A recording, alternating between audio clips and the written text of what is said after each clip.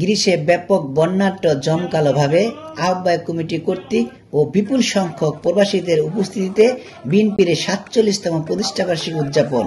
গ্রীসে সোমবার সন্ধ্যায় বাংলাদেশ জাতীয়তাবাদী দল বিএনপির ৪৭তম প্রতিষ্ঠাবার্ষিকী উপলক্ষে আলোচনা সভা, কেক কাটা ও সাংস্কৃতিক অনুষ্ঠান করেন গ্রীস বিএনপি আহ্বায়ক কমিটি। উক্ত অনুষ্ঠানটির সভাপতিত্ব করেন প্রধান আহ্বায়ক ফারুক মিয়া। সঞ্চালনা করেন সদস্য সচিব আশরাফুদ্দিন ঠাকুর টিপু। অনুষ্ঠানের শুরুতে কোরআন তেলাওয়াত করেন গ্রীস বিএনপির সাবেক সাধারণ সম্পাদক আমিনুল হক সুফি। আলোচনা সভায় বক্তব্য রাখেন বাংলাদেশ কমিউনিটির সভাপতি ও গ্রীস বিএনপির সাবেক সভাপতি আনোয়ার হোসেন দেওয়ান। এছাড়া আরও বক্তব্য রাখেন বাংলাদেশ কমিউনিটির সাবেক সভাপতি ও গ্রীস বিএনপির যুগ্ম আহ্বায়ক তাজুল ইসলাম, জসিমউদ্দিন, ইদ্রিস আলী আজিজ, হাফিজ আহমেদ, মুক্তার হোসেন প্রমুখ।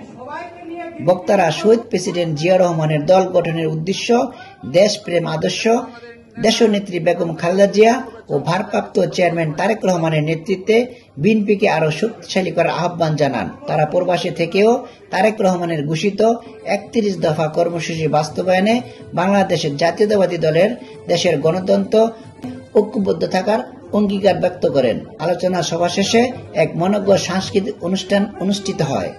গান পরিবেশনা করেন চ্যানেল আয়ের সেরা কণ্ঠশিল্পী জিসা শ্যাম ও দোয়েল সাংস্কৃতিক সংগঠন।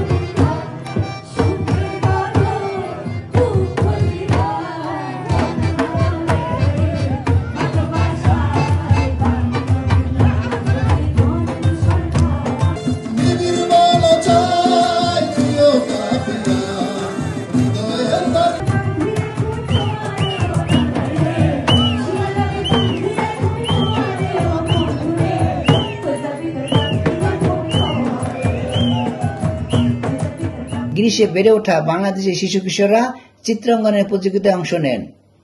প্রতিযোগিতা শেষে বিজয়ীদের মাঝে পুরস্কার বিতরণ করা হয়। অনুষ্ঠান শেষে এক নৈশভোজনের মধ্য দিয়ে অনুষ্ঠানের সমাপ্তি ঘোষণা করা হয়। কামরুজ্জামান ভুঁইয়া ডালিম, ভয়েস বাংলা, অ্যাথেন্স, গ্রিস।